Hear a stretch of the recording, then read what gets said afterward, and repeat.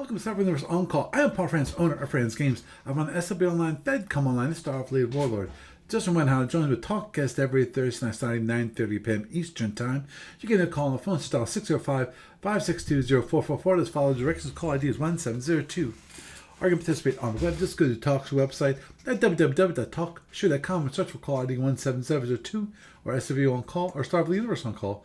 But you want the best online experience. Yes, the best online experience. You want to go to twitch.tv/SFU On Call. You will join us there, and I'll be there. You'll be there in the chat room, and we're going to have a good time. And of course, if you need to contact me for any reason, my email address is sfuoncall@gmail.com. It's sfuoncall@gmail.com. If you want to follow me on the Twitters,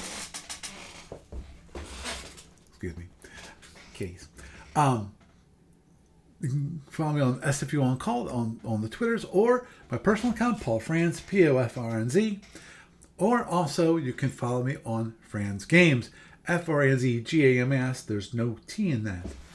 And of course, these days also, I have an account on Blue Sky. So you can follow me on Blue Sky, you can do that too. My business/personal account is franzgames.com. If you want to follow the podcasting account, it's sfuoncall.bsky.social, and you'll follow me there. And of course, the lovely TalkCast gets to know podcasts available on iTunes and various other feeds around the net.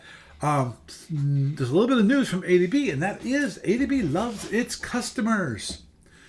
So just for you, from February 7th to February 16th, they're offering a 14% off everything online. Do you want to introduce your sweetie to SFU or order one of our games? Did you get a present for your sweetie? What are some extra for your collection? Obviously, 14% is about to February 14th. So anyway, and of course, this week found on the online store is Name a Starship, another wonderful thing you can get for your sweetie. For $5, you can name a starship after your wife or girlfriend or other significant other. Or for $10, you can name one for each one of them. You can name starships for any or all of the women in your life, your mother, daughter, sister, cousin, or the secret object of your admiration. For only $5, we will name a Federation starship auxiliary cruiser after your lady friend or male friend, and send a cheesy laser-printed certificate commemorating this fact. Even better, we will record the starship name in the book form in the U.S. Copyright Office when we get to 500 of them. Actually, you can pick any empire or species of your ship and can name it after anyone, even the beloved pet, other than public or historical figures. So, there are limitations on it, but if you have a wonderful pet that you want to name it after, or of course, as I mentioned here, other loved one, you can do that. Moving onward and forward to SFB Online tournament. Actually, there's two tournaments that are going to be running soon. First is going to be the Sapphire Star tournament, number 18. It's still waiting for the one semifinal game to be completed between Metalog and Kingzilla. And that's going to be a Zinti versus Orion, so that should be quite interesting. And actually, there's another tournament which is coming up. He's looking for submissions, which is the 500 BPV tournament. So if you're on the discussion board, you can find it there, and I would recommend you do that. Obviously, if you're in the SFU community, which probably you've already gotten an email about it, but in case you haven't, go to the Starfleet Games discussion board. Remember that it needs to use the HTTP protocol, not HTTPS.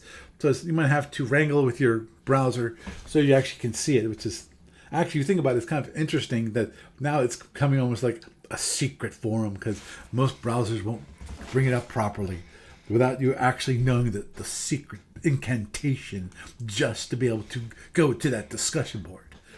So I think it's kind of interesting in that category, you know.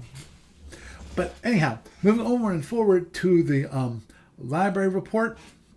When it comes to the library, there actually is a couple fixes, at least one fix, possibly some new ships. I need to check because I got a bunch of Lyran PFs. Big surprise, that's for the 500 BPB tournament that Jeff Clark is running into. So we'll have to. I have to wait and see. I hadn't had a chance to actually look at that, so I haven't processed that. And the other one is a Lyran BCH. Excuse me.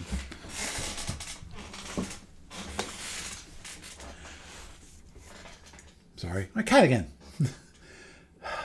My guess is this is going to be a really interesting night. But anyhow, so they have those things going. There's nothing when it comes to FedCon. There hasn't been anything going on there. So with that is the news for this week. And this means, yes, the one and all Paul fans welcoming you to Starfleet Universe on call. And tonight, we got Doug. Say hi, Doug. Hi. Hi, Doug. And me, the one, the only, the one you all love, me. Not quite sure that's the case, but opinions vary. Yep.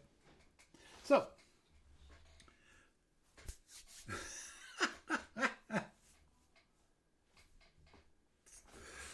actually, we're gonna get back to the 500 BPV tournament. Actually, the fleet this time had made discussions. Actually, just one quick thing about the 500 BPV tournament. One, obviously, they're still looking for players, so definitely check the discussion board. Remember, you have to futz with your browser so make sure they stage in HTTP. It doesn't try to bring it up in HTTPS, because if it does, you'll just see a blank page. So, warning you about that right now. Now, also one thing that Jeff did do when it comes to the tournament is that he sat down and he looked through the whole rule book, basically. He didn't read the whole book, but he went through all the rules in the rule book, in the sections and so forth. So what he did was that he basically went through and cut back on some of the rules and added some of the rules. So he has a definitive list of what rules will be used and will not be used as part of the tournament. So definitely you want to check out that list. Actually, that was the one thing that I was concerned about, actually, when initially creating my fleet. Actually, it wasn't the fleet, it was the commander's options for the fleet. And that is, the one of the rules that I want to use, I didn't see listed. That rule basically was warp booster packs, is what it was. Because we're dealing with Y180 when warp booster packs actually did exist. They just came to be available in Y180, which is interesting by itself.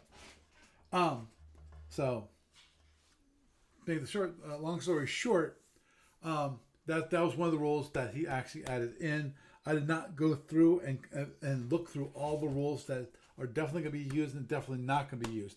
My guess is obviously some of the optional rules, like critical hits, won't be used. Like positronic flywheel. Sorry, can't use that. And some I win gimmicks, basically. Yeah, hidden cloaks. That kind of thing will not be available. So just to let you know. But he actually went through and got a definitive list of those, and he's still looking for players. So please, if you're interested, 500 BPV fleet actually is not that large. Now, what makes it, in my mind, a fleet, it was one of the restrictions that got put in early. And as I mentioned earlier, I really felt like we wanted it to be a fleet. We didn't want this to be a squadron versus squadron. We wanted it to be a quote unquote fleet. And I say quote unquote just because of it's not a real fleet, but it's because it's 500 BPV. You want a real fleet, you have to get into like the 700, 750, 1000 BPV amount of ships.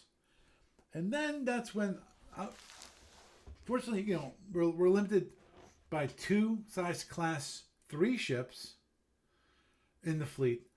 No size class 2 ships, no dreadnoughts, no carriers, no none of that. Still, we're not allowed to have carriers or minesweepers or monitors. I'm surprised actually he looks like that Jeff allowed something which I thought was kind of, I don't quite think I quite agree with it, but we'll see how it goes because, and that is battle tugs. He allowed battle tugs. And I went, okay. I kind of disagree with that one just because I feel like it's almost like the monitors in that the monitors I think probably have better shielding than the battle tugs.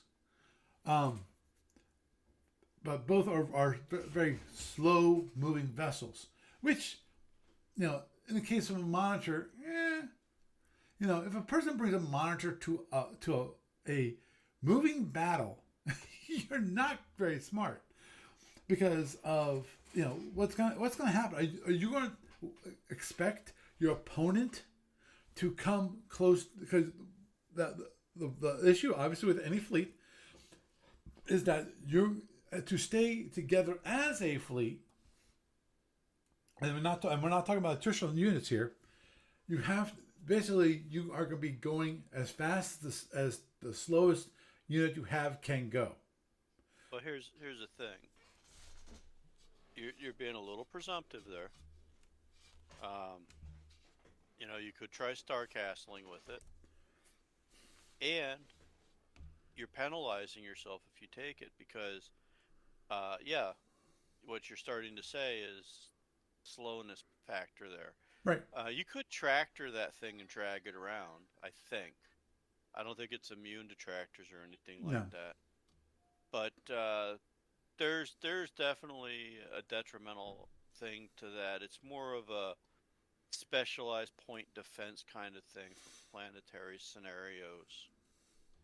And it's just like one of those things that makes you go, why did they put that in there? I mean, it's almost like it's an homage to a Traveler concept, where in the Traveler game they have ships that are warp capable that can jump from system to system, but then they have system defense boats that can fly around the system, but they can't jump. They have a similar point value for fleets and whatnot, but they're basically stuck where they're at, so to speak. Understood. But then again, right. But then again, in the Traveler thing, I believe, and I could easily be corrected if I'm wrong on this. On a tactical level, they move the same as any other ship, even if the ship has jump capability, because they don't use a tactical warp system. Right. Right. But that's what I thought of they were when I first saw them, 30-something years ago. It's like about the only real reason you would have that would be for fixed defenses. Right, which is the whole idea of a monitor. Although, depending on what you're doing, I mean, they could be a good disruptor platform. They could be a good heavy weapons platform. You get them out in the middle of the field. Yeah. But on the other hand, speed is life in SFB. Yep. And that's one thing that's my question. That's one thing that I have to look. I don't think he actually talked about it at all. Which is, are we going to have any rules about non-aggression? Meaning, someone tries to do a star castle. They're going to sit there on the corner, maybe a little bit farther into the map, or possibly the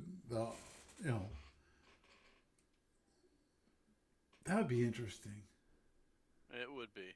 The other thing though that I think about is, okay, you guys want to have a fleet thing versus a tournament fight setup. That's like an all day sucker. Right.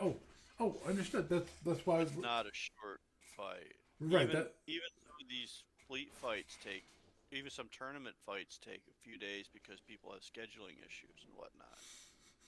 Oh yeah.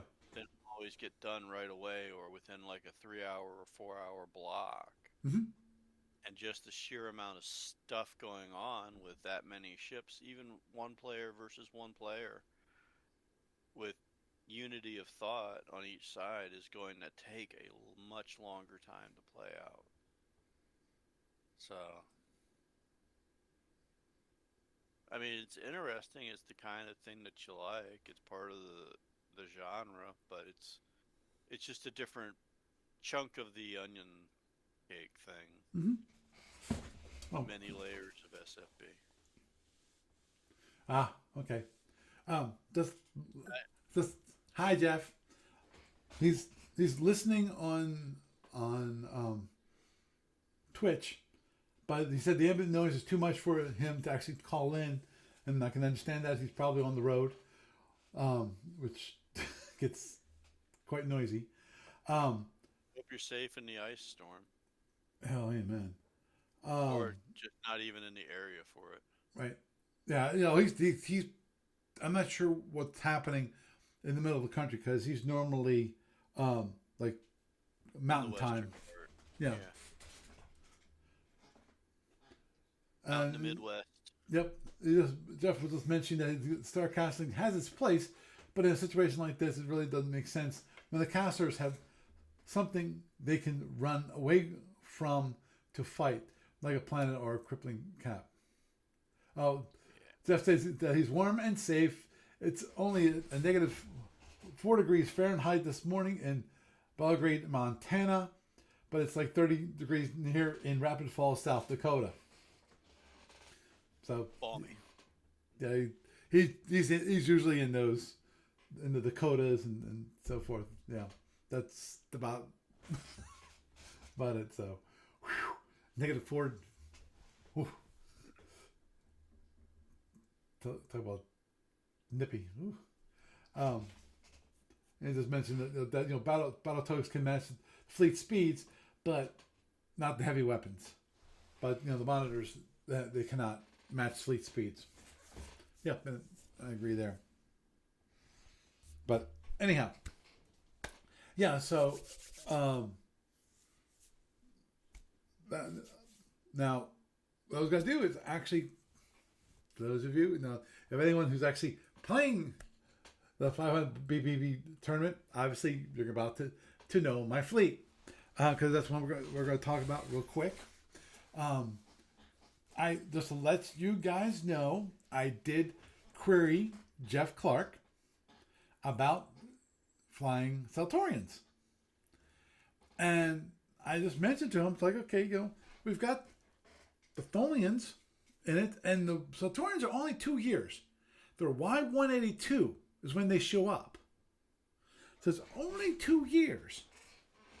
Now, a discussion came about on the board about, and that is about the heavy war destroyers. And for the most part, he said that that it would be okay, but that's about it. He wasn't going to push the years any later. Obviously, the one thing with Seltorians would be that if they got 184, they have a little more options when it comes to ships.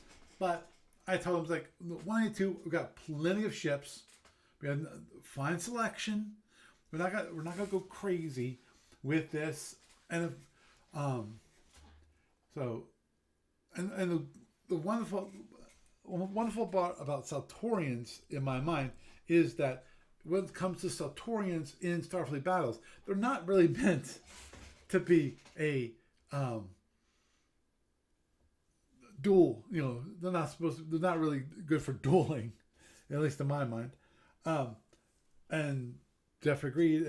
And the great thing about that, now they got with Seltorians, they can actually possibly do well because they're meant to be flown in fleets. We actually have shield crackers, which actually can be used to break down the shields and actually do some hit and run raids. And with a 500 BPV fleet, you've got somewhere between 3 and 5 ships. Depends on how many of the smaller ships you want to get into. But you're maxed out when it comes to 2 size class 3. Now the thing is that limits a lot of the ships when it comes to have 2 size class 3. Because the size class 3 overall, I'm not talking about just the Seltorians, overall, that includes both the heavy cruisers and the light cruisers. Those are both size class 3 ships. So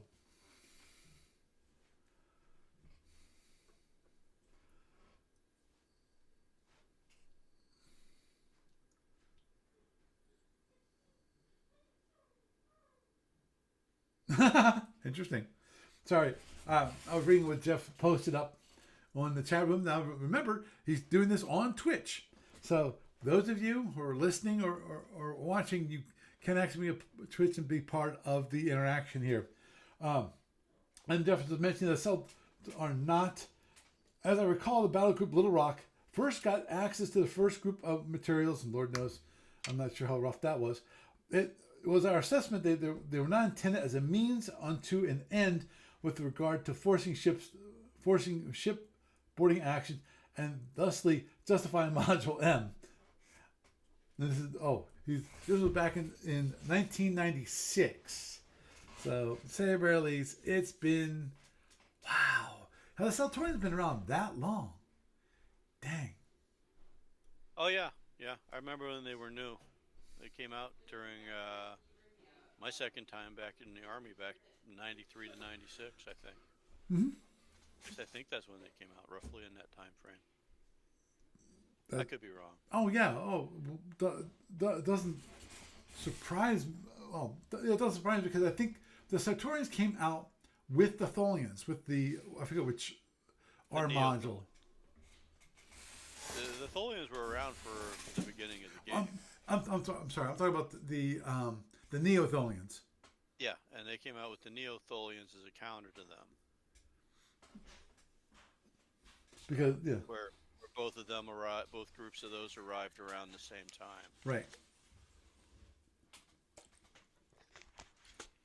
That's one thing I did not look at, which was if and Jeff did not definitely put down his foot and said no, it's Y180 for everybody else but the Seltorians, which is then Y182. Again, as I mentioned, for the Seltorians, it does not give them access to all the ships they had because they had new ships that they actually created in Y184. That's after they got the big brothers, the Klingons, to help them out. So anyway, yeah. So that'd be interesting to see what the Tholians also had it in Y182, which I'm glad that they did not, increase the if for everybody, just for the Seltorians. So what I'm going to do is I'm going to show my fleet and also show my thinking about the fleet.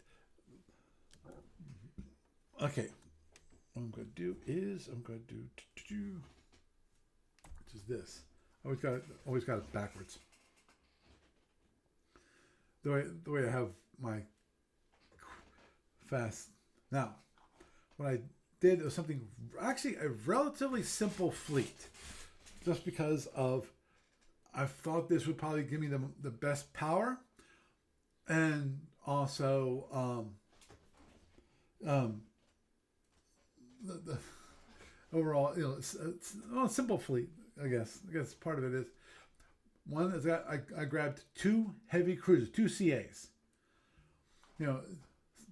Simple ship with the 8 phaser ones and the 4 particle cannons, and then it should have, and there's 2 web breakers, and which it can fire, of course, in shield cracker mode. Actually, that'd be interesting if we actually get to fly against a Tholian fleet. That can be kind of cool, especially if they try to use the web. Now you can use the web breaker. Yeah. Now, of course, the bad thing about this ship is, right there. That is the batteries. There's only 4 batteries for a movement cost 1 ship. That means if we ever want to het, which invariably in a fleet, you don't want to do that much heading as a lone ship. You want to do that as part of multiple ships doing it at the same time. But still, it's 4 there. It's got the 6 transporters, which is fantastic. Center, right, and left warp. I did not. Okay, total power is 40 points of power, so it should do quite nicely in a fleet scenario. Oops, excuse me, I forgot to do something. I forgot to put myself into quiet mode so that y'all won't hear my bips and bleeps. There. So, done. Obviously, turn mode D, I think everything I have is turn mode D. The one thing which, of course, is nasty, which is a 4 to 6 breakdown. Not exactly the best ship to do the het, even if you wanted to do a het. And what I also did was I grabbed 2 destroyers. Again, break down the 4 to 6. These are not really meant to be doing any heavy heading. It's got the 3 batteries, and it's got a total of 22 power, and it's got the two particle cannons, and the 4 phaser ones, and 1 of the web breakers, and I got 2 of those. And as I said, I want something. I'm assuming we're going to ignore this. It says, "Oh, I can't use wild weasels, suicide shuttles, or T-bombs prior to 184." I think Jeff is going to ignore that part because of to play. I need to be able to have access to those. And this, didn't know they include 2 gas shuttles. Interesting. I did not know that. Well, their main thing is boarding action, so there you go. Right. I have to remember about that because that's included in the ship. I'm assuming that actually this is correct. That it can't. In theory, since they're new to the galaxy, they don't know about wild weasels and things like that. But I'm assuming that I'll double check with Jeff. I don't think he'll say no. You can't use wild weasels. It'd be kind of silly. Yeah, well, it's basically stuff from their the old galaxy. Right, exactly. They showed up in Y182 and didn't really get the technology to do wild weasels and suicide shuttles and that kind of thing until after they arrived. And that's fine. Now, the destroyers were do they have it here? No. Okay, let me do this because I'm already showing you guys my fleet.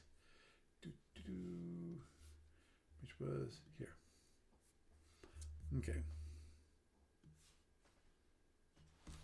Which is got 2 Seltorians. The heavy cruisers are worth 142 points BPV a piece. Of course, I took an MRS shuttle. Like every single fleet is allowed to take 1 MRS shuttle. So I'm going to take my 1. And I took 2 heavy cruisers and 2 destroyers. The destroyers cost 95 points, 95 BPV. The total cost of my fleet is 474. with T-bombs and the MRI shuttle and all that, so it's 530. But obviously my fleet is less than 500, and then we're allowed to spend up to 550. And one thing I did was that I got 20 more points. Jeff noted that. So what I did was I leaned heavy on boarding party actions. So I got 8 commandos. Since you're limited 2 commandos per commando squads per ship. So each ship's gonna have 2 commando squads, and then I got another 16 boarding parties, extra boarding parties to be going around the different ships, so that they all can join in the fun action of boarding parties can. And I got a couple. I think I got 4. Yeah, I got 4 warp booster packs. The idea is that I have 1 shuttle from each ship have warp booster packs, because obviously the benefit of warp booster packs is that the shuttle can move faster. The bad side of warp booster packs is any damage is taking double. It's double while you have the warp booster packs. I have to double check whether it's just on the fighters or if they have to be active. Because I know with PFs they have to be active. With the fighters, i.e. shuttles or shuttles or fighters, I did not look exactly into that particular question, because it's been years since I used warp booster packs.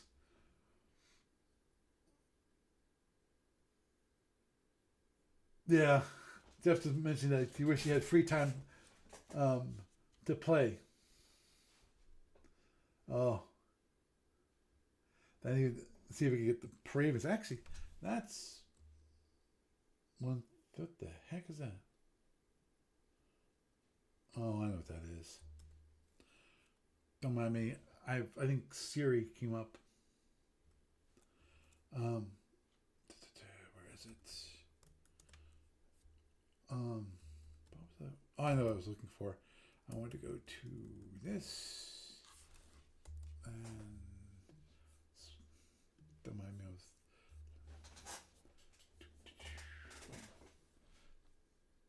That's one thing I was possibly going to discuss a little bit later on, which is Nicosians.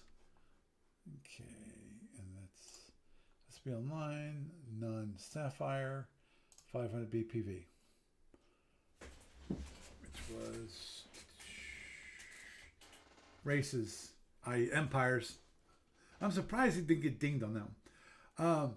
Certain galactic are operating. We got during the General War. We got the Federation, Klingon, Romulan, Klingon, Zinti, Gorn, Tholians, including the 312th Neo-Tholian Squadron. See notes below. Hydrogen, Lyran win outside the cluster only. 5th series are purchased around hulls. Voodar or IC, and the Seltorian is a special case, having a year of service of 182. However, since Seltorian maybe the Seltorian is included in Model T and associated tournament, an exception will be made, and the Seltorian fleet may be selected. For Tholians, the webcaster limits under E12.16 are further restricted. Only 1 webcaster armed ship is permitted. For ISC, PVDs under E11.117 are further restricted. Only 1 BPD armed ship is permitted. So those of you who were interested might have just went, oh man. Obviously, Paravens aren't currently allowed, and I don't see him adding that. Personally, at least for this go around. If we keep this up, we actually play out the tournament, and we have a good time, and people want to do it again. It's possible that Praves at some point can actually be added. Obviously, the first time through, we will be. It's going to be a learning process. Yes, I think Jeff played against Ed. I think it was Ed. to just to see how that size of a fleet would work out. I don't know what the results were of said fleet. Yeah, here's a list of all used. So all rules allowed in the standard tournament are in effect with addition to the following rules. As in, standard tournament rules are in effect, but we have additional ones. We have reverse direction, which of course it's actually reversing direction. Yeah. A compliment retrograde is okay, but fixed map. Yeah, no kidding. Self-destruction. That's always a nasty little sucker. Boarding party combat. Leaky shields only for time limits. See above. Actually, I better look at that. Because there is a time limit on certain things. Yeah, that could be important.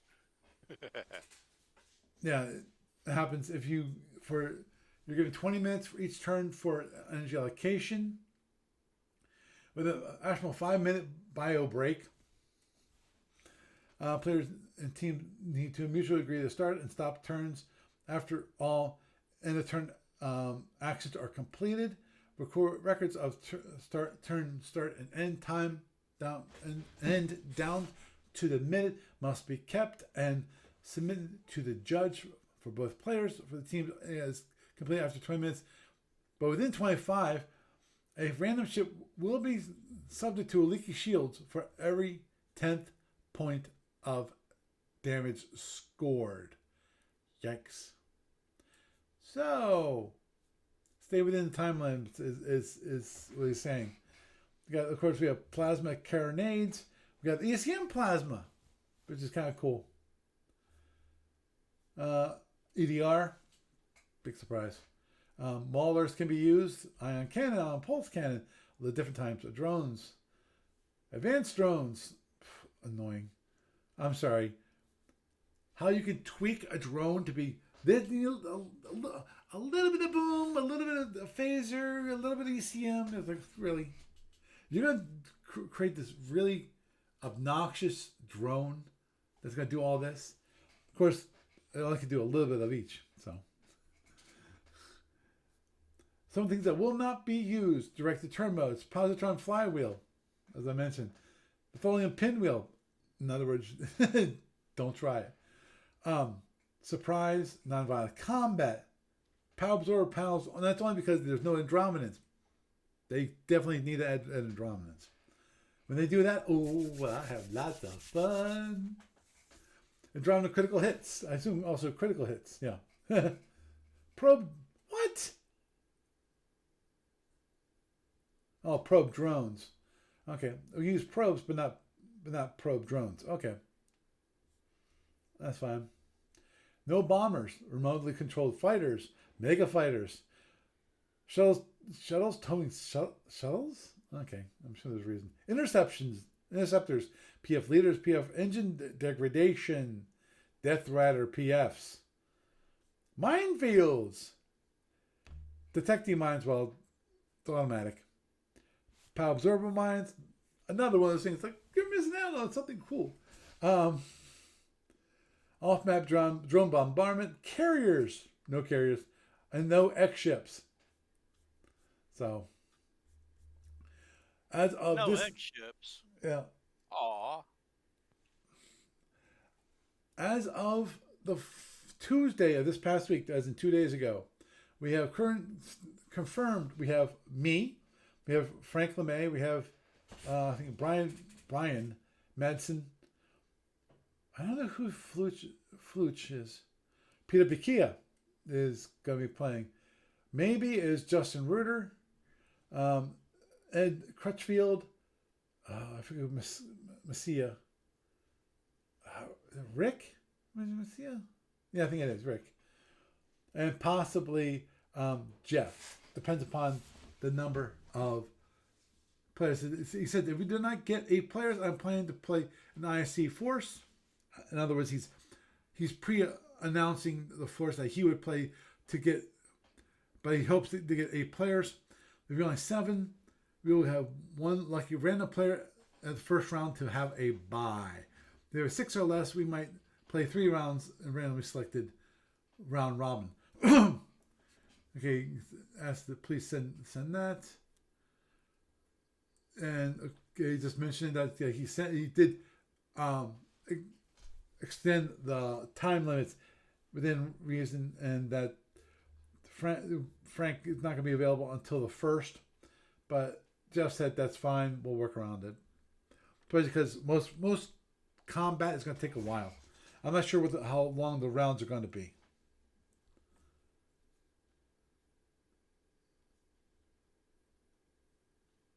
Okay, cool. So that allows you to see that. And my thought behind it is, as I said, it's a relatively simple fleet.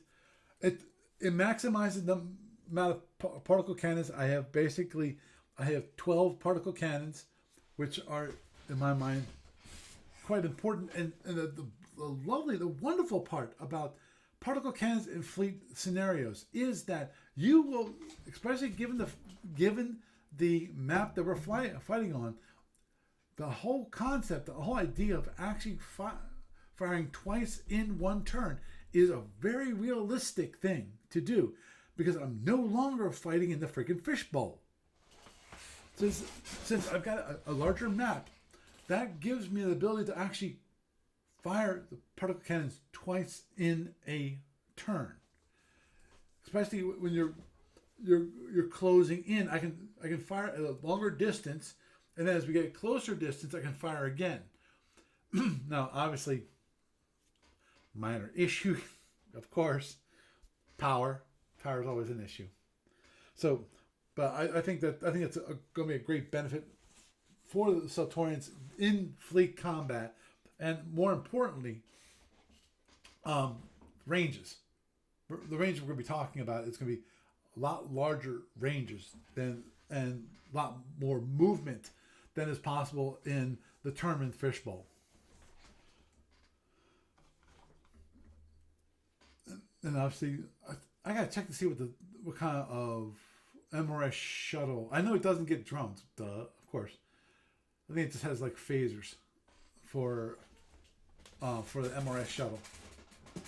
But the important thing for me for the MRS shuttle, because the one thing I didn't do, I didn't select the scout. And actually, let me just go back here and check one thing, which is I don't think. I was going to check for. I don't see it in the not used. There it is. So they do have G24, which is scout function. Scout functions can only be used using a special sensor. So if people decide to actually get a scout, then that would be quite interesting in those forces. Obviously, for me, that might have been a good idea, is actually to get a scout. But at the same time, the problem with scouts is that you have to get a large scout. The reason why you have to get a large scout, as in a heavy cruiser type scout, you have to get a heavy cruiser type scout, because if you don't get a heavy cruiser type scout, the problem is the power required to run those special sensors. When it comes to ECM and DCCM, that's where we have issues, my friends. And that's one of those beautiful things about having an MRS shuttle, is that you get additional ECM or ECCM, which the shuttle will then basically loans to you to use, which is a good thing. Now, when it comes to where I'm going to be putting the warp booster packs, I still got to figure that out, because in a way, I'd like to have it as part of the MRS shuttle, because I want the MRS shuttle to keep up with me. But of course, that means also that's going to be a target. When it comes to, when the fleets start to close, he's going to want to take out my MRS shuttle, because that's a good bit of my ECM and ECCM. Well, at least that's not a lot of it, but at the very least, it is a key lender of it, which is cost me zero amount of power. You could be overthinking it too. Me? Yeah, it's easy to do in SFB to start with, and then with all the extra stuff you have in a fleet Mm-hmm. and the fleet potentials, and you're adding in the ECM stuff. Yeah, it's easy to overthink the stuff and get really hung up on one little thing. So Mm-hmm. True. there's that. And, And I mean, just because EW is allowed, it's a two-edged sword. I mean, if you dedicate an entire unit to it, then that's less firepower you have, but right. you can really cut down your opponent's firepower depending on how you do it. Mm-hmm. I mean, I remember telling you about the one captain's game that we played decades ago with some people in Harrisburg. Um, this is before I met you, but you know, I took a GSC Scout, basically the Enterprise Mm-hmm. Right. kind of ship, and it was with the ship modification rules and just Oh, jeez. adding four phaser Gs to it. It was unstoppable, and the other players just kind of said, "Okay, you win after a while." So, but on the other hand, in a fleet battle, yeah, I kind of agree with you on wanting the heavier scout, but what are you sacrificing to get it? Well, definitely. You know? Doug's talking about back in the day when we actually used ship mod rules. Maybe actually removed the rules from the rule book when it comes to the captain's edition. They got rid Yeah, of it. because people could break the game with it. Yeah, exactly.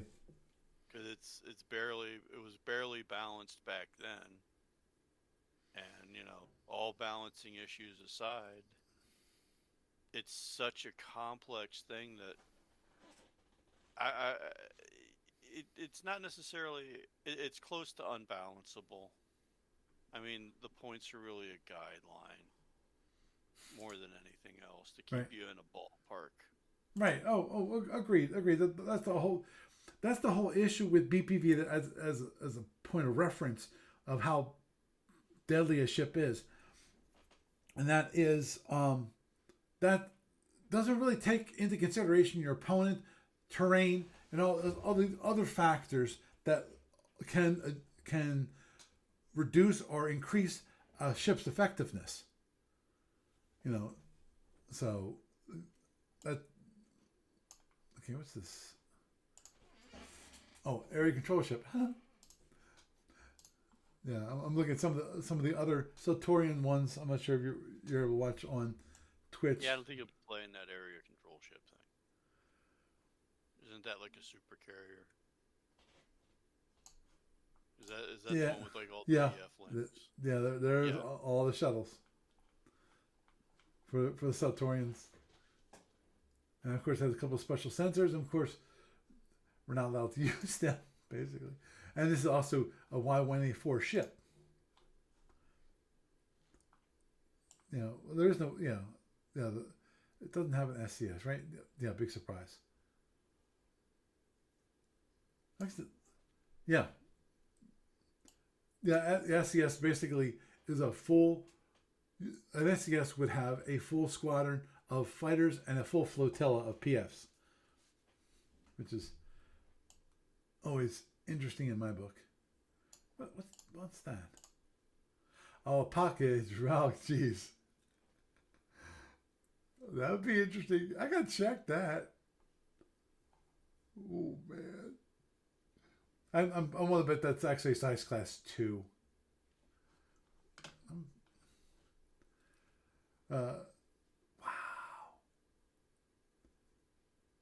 Pocket Dreadnought. It's a beast of a ship. Actually, I have to check to see its markings. Is that my guess is that it was a never built ship. It's a conjectural ship. Because I don't think they ever built a pocket dreadnought. Because pocket ships usually were captured ships, from the winds, and they did crazy things with it. Yeah. Yeah. Well, you only get one chance to defend in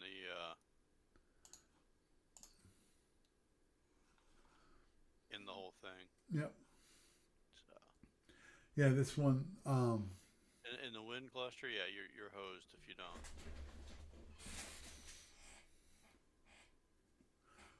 Yeah, the fast cruisers again. It's Y185. So to say the very least, it was limited when it comes to the amount of. Let me see. Do I have it? Up. There it is. G3. And this is what? These are the fighters. Yeah, this is the Master Fighter chart. Dun, done by me. This is. Yeah, it's the Master Ship chart, which Seltorians was what? Actually, let's go back to this guy. R15. Okay, that's kind of important to know that. That's R15. This is R12, which is either go down. And there's 16, and there's 15. And that's 15. And that's 14. So there. So just want to show that up, and then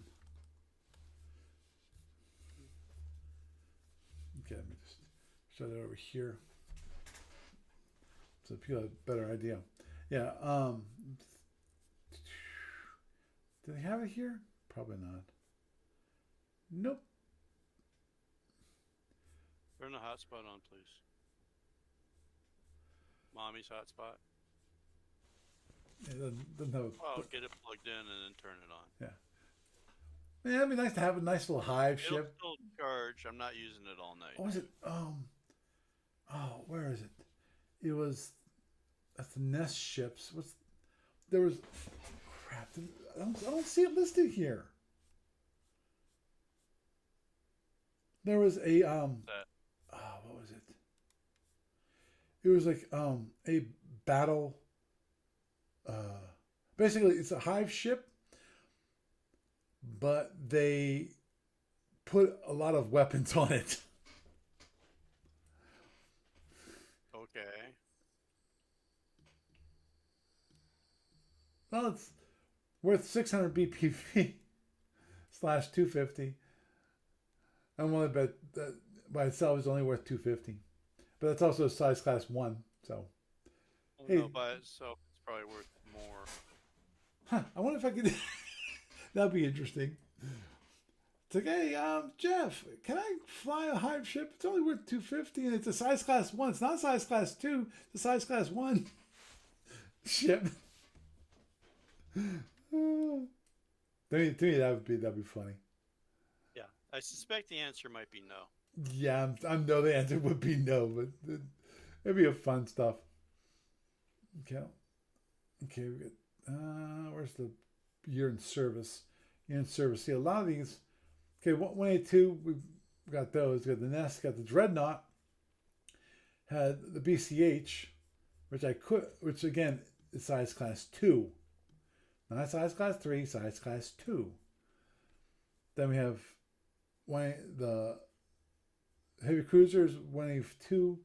You got the survey cruiser, 182, which my guess that would have the special sensors. Actually, what does that look like? That's one thing I did not. Let me just do a quick check here. Just curious.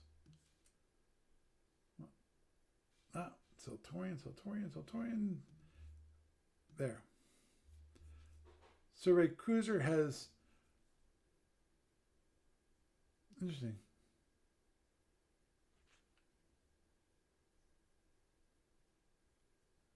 No. Got the 2 particle cannons. Got the 4. So basically, what it did was it got rid of 2 of the particle cannons and added cargo and added 2 special sensors. How much is that thing anyway? Oops. Keep doing that. and that is basically 162 because of it's in fleet, and the fleet that's EAPS, economic versus battle, and battle wise it's only worth 112.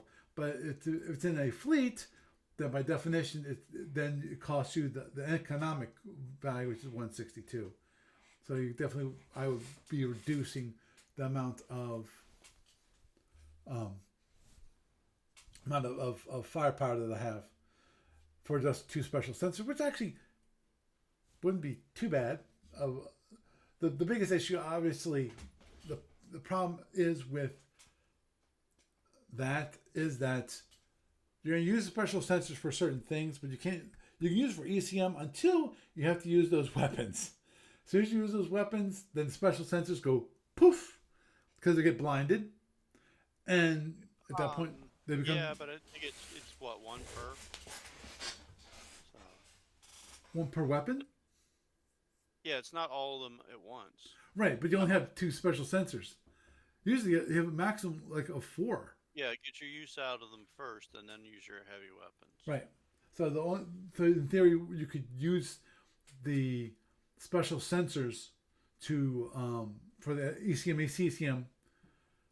Well, there's also more you can do with that than just ECM. Right. Oh, I know you can use the break lock-ons. So you can break lock-on for drones. You can use it for attracting, seeking weapons. There's all sorts of stuff you can use them for. That's true. That's additional. Don't forget your ability to, if you have does it have a bunch of labs on it for identifying stuff? That's a good question. Yes, it has 6 labs. So, that's kind of helpful too. That is true. Remember, if you're going to use the thing, use it to its full potential. Right. In theory, in theory, I could upgrade it. I have to check with Jeff. In theory, I could upgrade the heavy cruiser to the survey cruiser. That might be an interesting one. The question is it really worth it? Yeah, that is. I mean, if you want my 2 cents on it, if yes, you're I do. Talk to the guy about it.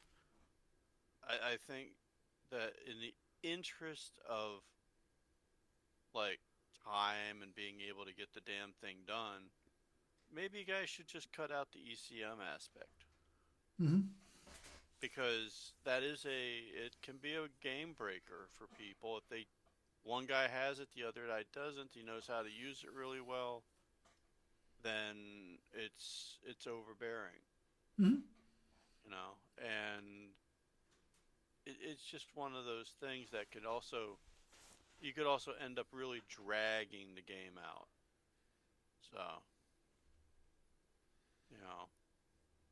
because of the ability to break all those locks or to blind your opponent and keep them from doing damage to you and all this other stuff. So, I mean, it's just something to consider. Mm-hmm. If I was going to run the thing, I would probably cut that out just in the interest of time. To me, it's like if you're in a club and you got a bunch of people sitting around playing the game on a Saturday, and you got all day to do it, and a bunch of people who all know what they're doing, that's great. For like a single scenario or a campaign or whatever. But you're trying to do a tournament with this kind of thing, one person versus one person. I don't know. I think the impact is just too much. It's like if you look at the tournament for the duels, they cut out a lot of that stuff just for the simplicity factor. Right. Just so you can get your game done in 3 hours at at Origins or any other convention you were playing at. So. Understood. I mean, I'm just trying to think of you guys because I'm not playing it. Right. Oh, understood. And I'm looking at it from an outsider perspective, going, that might be a bit much. or the time frame that you're looking at, Right. and time commitment. Now, I could also be completely wrong. There could be like everybody could be all hardcore about it and go, no, no, I want that. Right. Okay, knock Well, yourselves out. okay. Enjoy. Okay. That's up to you guys. Let's back Maybe up. maybe you should put up to a poll. See what all the players say because of the Well, like I was saying. well, they do want to play EW. That is definite. That's a given. Well, there you go then. Yeah, because that was discussed early on that they definitely want because they want standard rules. They wanted EW involved. Now, more to the point, in my mind. Okay, if you're using EW, that's fine. You can use EW. That's going to be it's going to penalize your ship because you're going to have to use your power to generate the ECM or ECCM at when you want to, at the whatever point.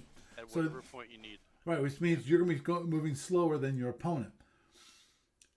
And obviously, well, the seeking what? Okay. It's a stupid trade-off because if you have to use it, then they're in the same position you are because they're spending it's spending 6 to beat 6. Right. Understood. I totally understand, Doug. Now, here's the question that I put to you, which is, given the current situation that we're having EW, do you think anyone is going to actually buy a scout? I don't know. I mean, that's really a trade-off. Are you stuck with your fleet the way it is once you buy it? Or do you change them between rounds? No, you're stuck with what you've got each round. That's it. You cannot change it. Yeah, because the flip side of all this is your scout could easily become like the weapons magnet every time too. So if you do, I don't know, you have to literally figure out what role is your scout going to do. What do you want your scout to do? I don't know what the other guys are thinking. I mean, do you want, a small scout to have a limited role? Or a big scout that takes up one of your major weapons platform ships, Yeah. Because there's not much on the in-between there. You want a cruiser or do you want a, frigate scout? Okay. That's a hard one. It really is. Mm-hmm. Understood. Understood. On the other hand, if you don't take a scout, how hosed are you going to be if you come up against somebody who has one? That's why I asked the poignant question do you think anyone else will take a scout? Or will they want to optimize their amount of damage they can do to the other person? Which means, forget the scout, we'll deal with EW on an individual basis and go that approach. Well, there's the thing. If the scout can provide the entire fleet with, max ECM or break a ton of lock-ons, it might be worth doing. Mm-hmm. So, but for 500 points, right? See, that's how much of your firepower is that? Maybe a frigate, something that could like support like 1 or 2 ships. But seriously, I don't know. I am kind of stumped on this one because of the point value. And, if you were running a 1,000 point fleet, yeah, a scout would probably be a good investment. Oh yeah. But if you're looking at a, you know, almost squadron size, just slightly larger than squadron size fleet, I don't know. I don't know because I'm thinking to the survey cruisers where they've got a couple heavy weapons on it and a bunch of phasers, Mm-hmm. you know, and then they've got the all the extra special sensors. And the special sensors are what makes the ship shine. But on the other hand, you've given up 50% of your heavy weapons for that. I mean, you could Mm-hmm. if you want to be the Ewar king. That might be a way to do it. True. You just have to have a very good strategy of what you're going to do when you go into the fight. So,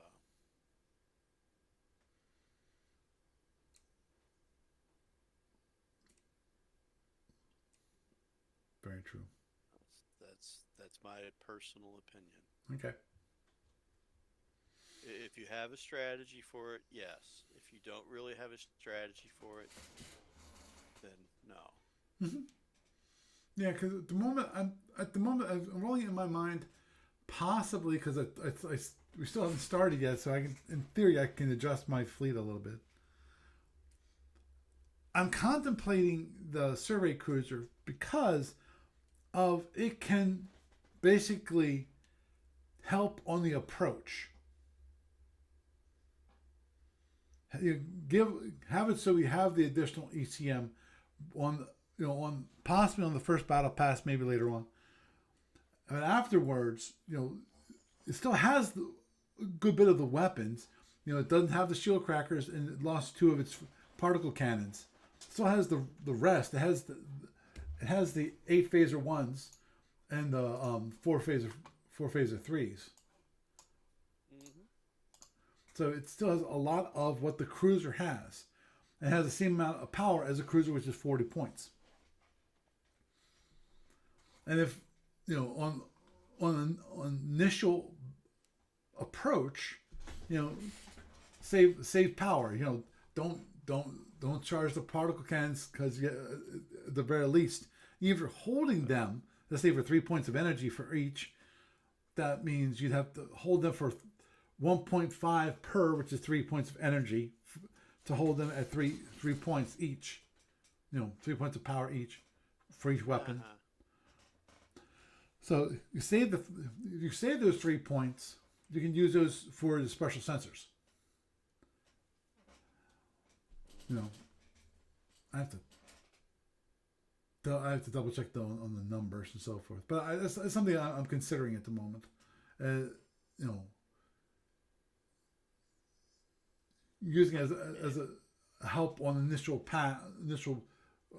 getting in there without being knocked out of the sky, and then switch it over to a more active role and treat it like a light cruiser.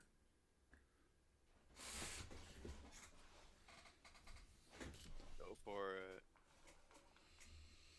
Yeah, this means I lose some things, like some of my commandos and things like that. So. Well, doesn't it have the capability of having those too? Yeah, but the problem is I run out of BPV. It's the problem.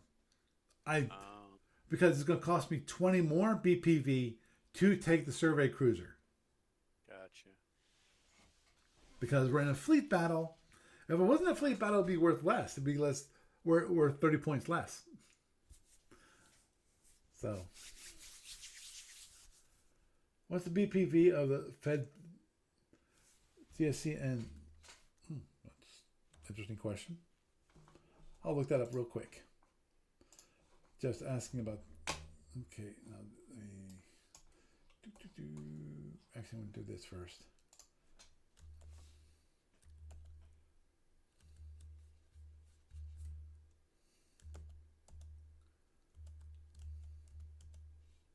Okay, just want to make sure that I don't want to save it like that. So this is 7. That's 5. That's 3. That's 4. That's 3. Come on, give me R2 Federation. And he said, wants a frigate would cost you. Yeah. Well. Okay, the saucers, early years. Okay. So let's go up here. Tugs, pods, national frigates. A frigate cost 71 points. That's a BPV. Now, Federation. There's destroyers. New light cruisers. New heavy cruisers. Heavy cruisers. I'm assuming the GSC is going to be there. Oh, there's GSC. The GSC is worth, in a fleet battle, it's worth 142. It's only worth 122 in a non-fleet battle. So, just to let you know. Yeah, good luck. Yeah. Good luck storming a castle. Which obviously brings up an interesting question about that when it comes to, because if you capture somebody's ship, do you get to keep it for the next scenario? No, you just get the you get that bonus towards the victory points for the scenario. Just asking. Oh, understood. Just asking for a friend. So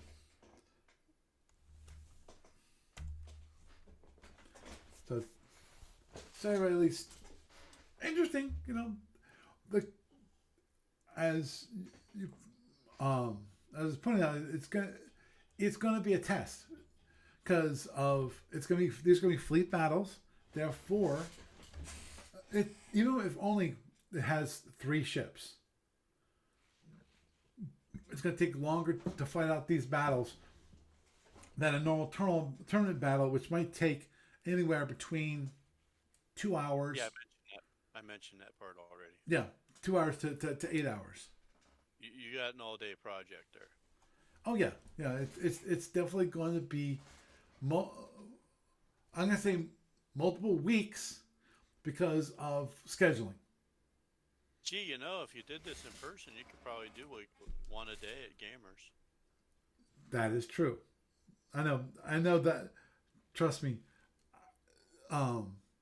As I pointed out at the beginning of this whole series on the 500 BPV tournament, that the original rules were written up for an age where people went to conventions and they'd spend 2 or 3 days, possibly on the whole day, playing one game. I remember those days. Well, back in my day, Oh, by the way, get off my lawn. Yeah, exactly, you whippersnapper. So I feel sad and yet happy at the same time. I'm at that age where I can say whippersnapper. Yeah, you're whippersnappers. And I got the beard to go with it. Yes, you do. I don't, and I can't. I want my next house to be a place where I can sit on the porch on the rocking chair with the shotgun. and it all looks appropriate. Yeah. Well, to me that picture means you're living on a farm. That's the way I watch too much TV. But up in the mountains, I'll be happy. Yeah. Oh. Okay. Appalachian Hill folk? Okay. I'm down for it. Yeah, I know exactly where you like to live, out in the middle of Virginia. That's kind of pushing it. I mean, the one thing I like about this area is, it you got it's kind of on the cusp. You've got rural real close, and you've got city fairly close. Oh yeah. Oh, It's like, Walmart's an option, right. but it's not the height of fucking, Oh, culture.